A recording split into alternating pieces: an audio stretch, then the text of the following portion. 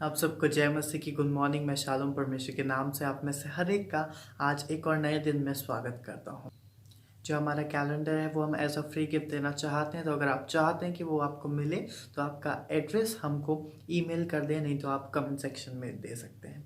आइए हम लोग आगे बढ़ेंगे। परमेश्वर के वचन में से हम लोग एक पद पढ़ेंगे। John 14:23। Anyone who loves me will obey my teachings. My Father will love them, and we will come to them and make our home with them. परमेश्वर को धन्यवाद देते हैं इस वचन के लिए। आज के दिन में परमेश्वर हमको ये सिखाना चाहता है कि अगर हम परमेश्वर से प्रेम कहते हैं, अगर हम कहते हैं कि परमेश्वर मैं तुझसे प्यार करता हूँ, तो अगर जब हम ऐसा करते हैं हम उसकी आज्ञाओं को भी मानेंगे, या जो उसने हमें सिखाया है जिस तरह से अपना लाइफस्टाइल जीना, अगर हम उस चीज़ को मान के चलते हैं तभी केवल हम परमेश्वर को पूरे दिल से प्रेम करते हैं। और अगर हम उस चीज़ को नहीं मानते हैं तो हम परमेश्वर से प्यार नहीं करते। पर उसमें कहता है कि उस वचन में परमेश्वर हमको ये बताता है कि अगर हम ऐसा करते हैं तो ना केवल मैं, पर जो मेरा परमेश्वर पिता है वो भी हमसे प्रेम करेगा और उसके साथ वो हमारे साथ आके संगति करेंगे। तो कितनी ही खूबसूरत बात है कि परमेश्वर खुद हमारे साथ आके संगति करना चाहता है। तो अगर आप भी चाहते हैं कि परमेश्वर आपके साथ नज़दीकी में रहे, आपसे प्रेम करे, आपसे बातचीत करे, तो आप परमेश्वर की जगह चलें, जो उसकी आज्ञा है उस पर चलें, और आप अपनी ज़िंदगी में एक बड़े कार्य को देखेंगे। तो आइए सुनते हैं गीत को, उसके बाद बढ़ेंगे हम लोग मेन मैसेज में।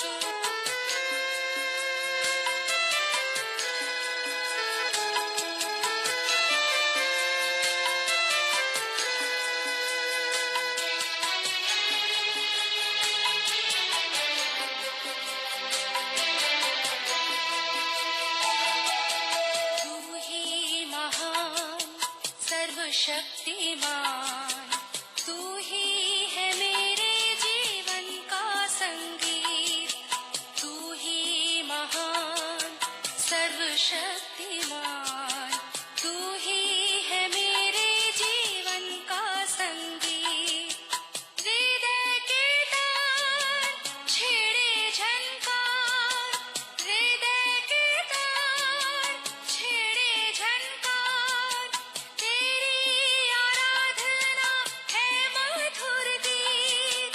जीवन से मेरे तू महिमा पाए, एक ही कामना करूं, पाप क्षमा कर जीवन दे दे, दया की याचना करूं।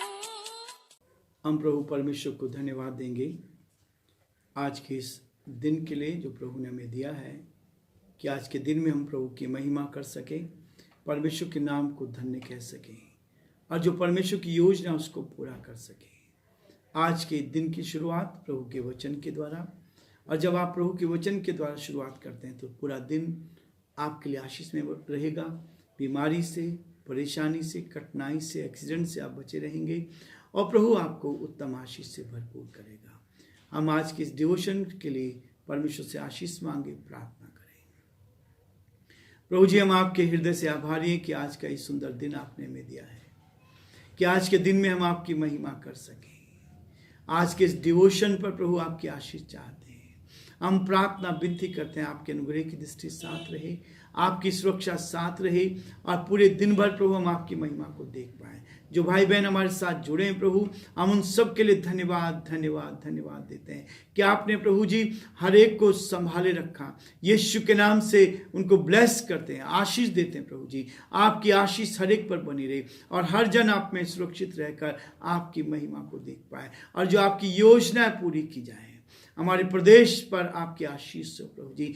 सारे भाई बहनों को आपके हाथ में सौंपते, इस प्रदेश को उन्नति करें प्रभु जी। इस प्रदेश में से कोरोना को पूरी तरह से समाप्त होने दे प्रभु। हमारे मुख्यमंत्री अशोक गहलोत जी पर आपकी आशीष चाहते हैं, उनको अपनी सुरक्षा मिले, अच्छी बुद्धि दे, अच्छा ज्ञान दे, ताकि इस प्रदेश का संचालन आपकी महिमा के लिए कर सकें। हम प्रार्थना करें हमारे देश के लिए, देश के प्रधानमंत्री नरेंद्र मोदी जी के लिए, उनके साथ हो, उनको बुद्धि ज्ञान से परिपूर्ण कर आपका हाथ उनके साथ बना रहे, ताकि जो जिम्मेवारी आपने उनको दी है उसको आपकी महिमा के लिए पूरा कर सकें। बड़े आदर के साथ हम सभी को आपके हाथ में सौंपते हैं और चाहते हैं प्रभु, जब इस वर्ष के अंत में हमें ये अंतिम महीना चल रहा है पिता परमेश्वर, आपने हमें संभाल के रखा, आपने हमारी मदद की और आपकी दया दृष्टि हम पर रही। और आज की ये 8 तारीख हमें दी है कि 8 तारीख में हम आपके नाम को धन्य कह सके और क्रिसमस के उस महत्व को, क्रिसमस की उस सच्चाई को अपने जीवन में देख पाए। अब तक संभाला इसके लिए धन्यवाद। सारी महिमा आपको देते विनती को यीशु के नाम से मांगते हैं, आमीन। प्रभु का धन्यवाद हो कि परमेश्वर हमारे जीवनों में अद्भुत काम करना चाह रहा है, ताकि हम परमेश्वर की महिमा को और अधिकाई से अपने जीवन में देख पाए। आज एक और नए विषय को लेकर मैं आपके सामने हूँ। क्रिसमस हमें सिखा रहा है कि आज्ञा का पालन करें, हम एक दूसरे की आज्ञा का पालन करें, अपने बड़ों का आदर करें, परमेश्वर की आज्ञा का पालन करें।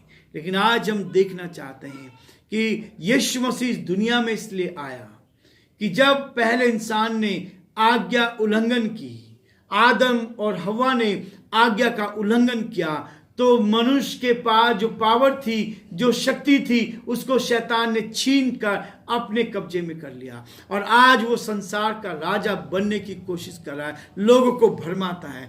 इसलिए आज्ञा उल्लंघन के कारण जो पाप हुआ था, आज्ञा उल्लंघन के कारण जो मनुष्य को शक्ति दी गई थी, उस शक्ति को फिर से देने के लिए प्रभु यीशु मसीह इस दुनिया में आया।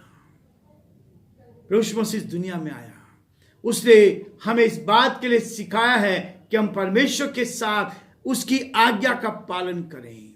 लेकिन उसके बावजूद भी यीशु मसीह ने इस पृथ्वी पर आकर जन्म लिया।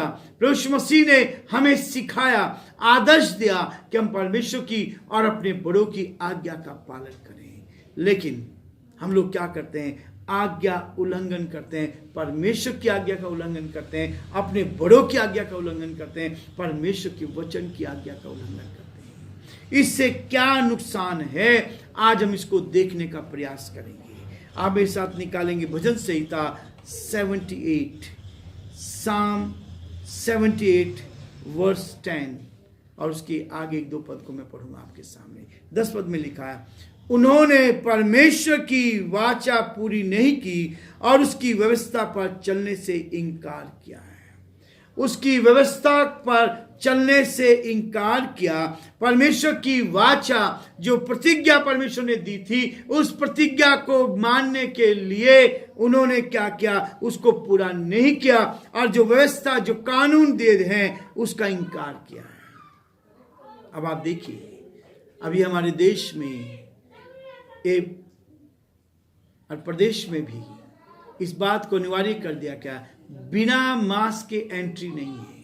आप अपने मुंह पे मास्क लगा दिया, आप बाहर जाते हैं तो आपके मुंह पे मास्क होना चाहिए ताकि ये कीटाणु आपके अंदर ना आ जाए। आपकी बचत के लिए सरकार ने नियम बनाए हैं। उसी तरह से परमेश्वर ने हमारे लिए नियम बनाए हैं कि हम आज्ञा का पालन करें, लेकिन लोग आज्ञा उल्लंघन करते हैं। और जब आप आज्ञा उल्लंघन करते हैं तो उससे क्या नुकसान होता है, ये आज्ञा उल्लंघन करने से क्या नुकसान हमको पहुंचता है, वो इस बात को कहता है 11 पद में, इस बात को कहता है फिर से साम 78 वर्स 11। वो कहता है, उन्होंने उसके बड़े कामों को और जो आश्चर्य उसने उनके सामने किए थे उनको भुला दिया।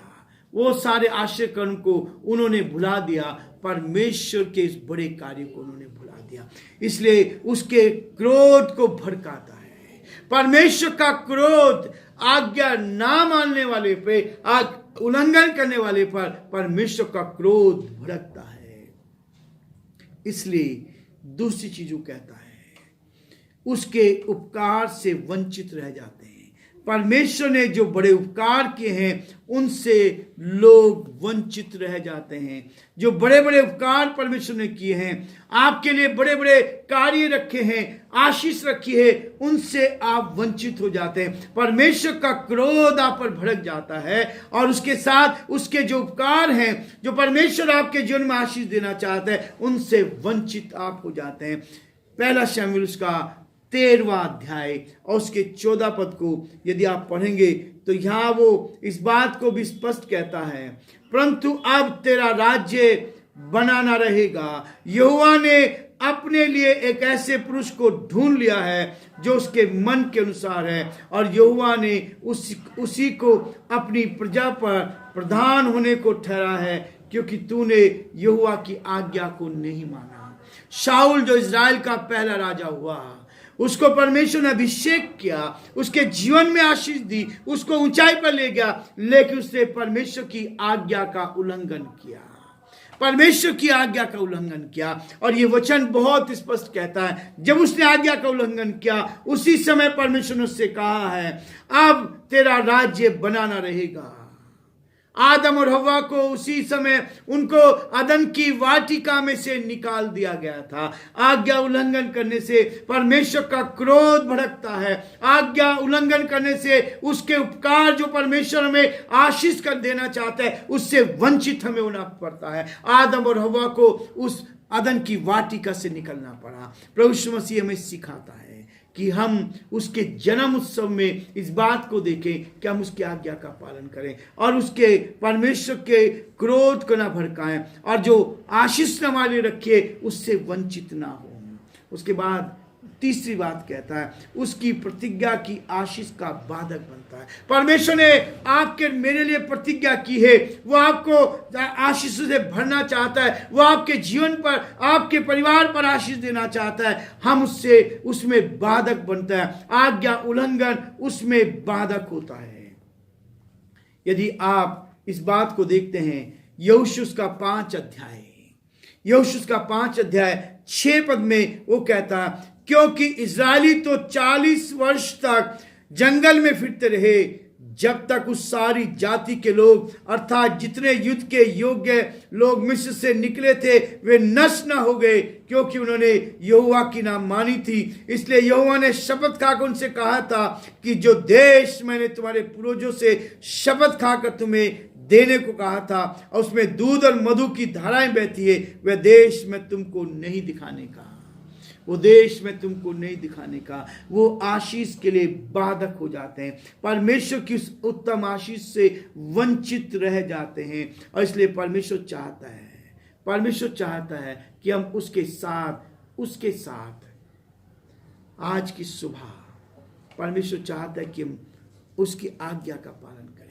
आज्ञा उल्लंघन करने से उसके क्रोध को हम भड़काते हैं। आज्ञा उल्लंघन करने से उसके जो उपकार उसने हमारे लिए रखे हैं उससे वंचित हो जाते हैं, और उसकी प्रतिज्ञाएं जो आशीष के रूप में परमेश्वर ने हमें दी है उसमें हम बाधा उत्पन्न करते हैं। परमेश्वर हमारी सहायता करता है, परमेश्वर हमें अपने हाथों में रखता है ताकि हम उसकी महिमा कर सके। परमेश्वर आप सबको आशीष दे। ये आने वाला क्रिसमस आप सबके लिए उत्तम आशीष का क्रिसमस बने, और एक एक दिन ये हमारे जीवन को शुद्ध करता जाए। इस आज्ञा का पालन करते रहे और अपनी आशीष को जो परमेश्वर ने आपके लिए दी है उसको प्राप्त करें। उस गिफ्ट को जो परमेश्वर ने आपके लिए रखा है वो उससे प्राप्त करें।